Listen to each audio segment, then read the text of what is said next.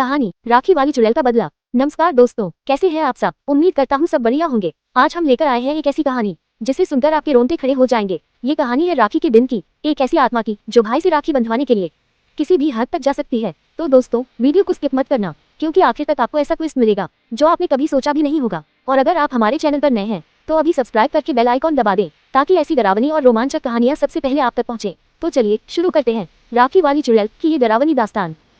कहानी शुरू होती है वर्ष 2005 के एक बरसाती दिन से। देवपुर नाम का एक छोटा शहर था जहां राखी का त्योहार पूरे जोश से मनाया जा रहा था। हर घर में मिठाइयों की खुशबू, बच्चों की हंसी और बहनों की पूजा की थालियां सज रही थी। इसी शहर में अनामिका नाम की 20 साल की लड़की रहती थी। अनामिका सुंदर, पढ़ी लिखी और हंसमुख स्वभाव की थी। उसका एक छोटा भाई था, रोहित, जिसे वो बहुत प्यार करती थी। उस साल उसने अपने भाई के लिए खास राखी खरीदी थी, लेकिन भाई को शहर से लौटने में देर हो रही थी। अनामिका राखी लेकर अपने भाई को लाने निकली ताकि वो घर आकर साथ में त्योहार मना सके। रास्ता सुनसान था, बारिश हो रही थी। वो सड़क पार कर ही रही थी कि अचानक एक तेज रफ्तार ट्रक उसकी तरफ आया। लोग कहते हैं ये कोई आम हादसा नहीं था, किसी ने जानबूझकर उसका एक्सीडेंट करवाया था। ट्रक चालक मौके से भाग गया और अनामिका ने सड़क पर तड़पते हुए दम तोड़ दिया। उसकी कलाई पर राखी अब भी बंधी थी, जिस पर उसका खून टपक रहा था। उस दिन से अनामिका की आत्मा को शांति नहीं मिली। हर साल रक्षाबंधन के दिन वो उसी जगह पर लौट आती जहां उसकी जान गई थी, लेकिन अब उसका चेहरा वैसा मासूम नहीं था। उसकी आंखें लाल अंगार जैसी हो गई, बाल बिखरे हुए और होठों पर डरावनी मुस्कान। वो किसी भी अनजान लड़के को पास बुलाती, भाई राखी बंधवाओगे, और जैसे ही लड़का उसका हाथ पकड़ता वो राखी बांधते बांधते उसका गला घोंट देती, क्योंकि उसके मन में ये बात घर कर गई थी कि उसके भाई ने भी उसे अकेला छोड़ दिया था। साल 2024, राखी का दिन। शहर से कुछ किलोमीटर दूर मोहन नाम का एक 25 साल का युवक अपनी कार में सफर कर रहा था। वो अपने ऑफिस से छुट्टी लेकर घर जा रहा था ताकि अपनी बहन को राखी पर सरप्राइज दे सके। रास्ते में उसकी कार एक पुराने मोड़ से गुजरी जहां लोग कहा करते थे, इस मोड़ पर रात में रुकना मत, यहाँ अनामिका की आत्मा भटकती है। मोहन को इन बातों पर विश्वास नहीं था, लेकिन तभी उसने सड़क किनारे सफेद साड़ी में एक लड़की को खड़ा देखा। बारिश हो रही थी और वो भीग रही थी। मोहन ने कार रोकी और खिड़की से झांका। अरे, आप यहाँ इस बारिश में क्यों खड़ी हैं?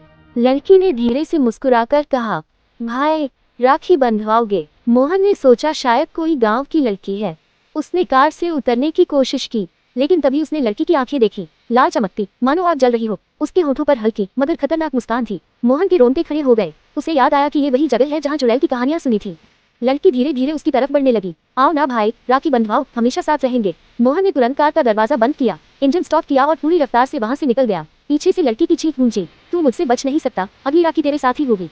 मोहन घर पहुंचा तो पसीने से तरबतर था। उसकी बहन ने पूछा, भैया सब ठीक है, आप ऐसे क्यों घबराए हुए हैं? मोहन ने बहन को कुछ नहीं बताया, लेकिन मन में डर बैठ गया। अगले ही दिन वो शहर के एक मशहूर तांत्रिक महेशानंद के पास पहुंचा। उसने सारी घटना सुनाई। तांत्रिक ने गंभीर होकर कहा, ये आत्मा कोई साधारण नहीं है, तुम्हें उसने देख लिया है, अब वो तुम्हें छोड़ने वाली नहीं। लेकिन अगर हम उसकी आत्मा को मोक्ष दिला दे तो उसका श्राप खत्म हो जाएगा। तांत्रिक ने योजना बनाई। रक्षाबंधन की अगली रात मोहन को उसी जगह जाना था, साथ में तांत्रिक, गंगाजल, मंत्रोच्चार और राखी की थैली लेकर। रात के 12 बजे मोहन और तांत्रिक उस मोड़ पर पहुंचे। बारिश हो रही थी, हवा तेज थी, पेड़ों की शाखाएं आपस में टकरा रही थी। अचानक अनामिका की आत्मा प्रकट हुई। आप हैं मेरे भाई, आज राखी तो बंधवाओगे ना? तांत्रिक ने मंत्र पढ़ना शुरू किया। गंगाजल चारों तरफ छिड़का और मोहन ने कांपते हाथों से राखी की थैली आगे बढ़ाई। अनामिका ने मोहन के हाथ में राखी बांधी, लेकिन इस बार उसके चेहरे पर गुस्सा नहीं बल्कि आंसू थे। वो बोली, काश मेरे असली भाई ने भी मुझे यूं ही अपनाया होता। तुमने मुझे भाई मानकर बो दिया, जो मुझे मरते दम तक नहीं मिला। तांत्रिक ने आखिरी मंत्र पढ़ा और गंगाजल उसके सिर पर डाला। धीरे धीरे उसका चेहरा सामान्य हो गया, आंखों का लालपन खत्म हो गया। वो मुस्कुराए, अब मैं मुक्त हूँ, धन्यवाद भाई, और धुंध में बदलकर गायब हो गई। अगले दिन मोहन और उसकी बहन ने साथ में राखी का त्योहार मनाया। घर में हंसी खुशी का माहौल था। मोहन के दिल में कहीं ना कहीं एक संतोष था कि उसने सिर्फ अपनी नहीं बल्कि एक भटकती आत्मा की भी रक्षा की। लोग कहते हैं उस मोड़ पर अब कोई चुड़ैल नहीं दिखती, बस राखी की हल्की सी खुशबू आती है। शायद अनामिका अब भी अपने भाई की रक्षा कर रही है। तो दोस्तों, ये थी राखी वाली चुड़ैल की डरावनी लेकिन दिल छू लेने वाली कहानी। अगर आपको ये कहानी पसंद आए हो तो वीडियो को लाइक जरूर करें, अपने दोस्तों और परिवार के साथ शेयर करें और हाँ, चैनल को सब्सक्राइब करके बेल आइकॉन दबाना मत भूलें, ताकि अगली ऐसी ही रोमांचक और रहस्यमयी कहानी सबसे पहले आप सुन सकें।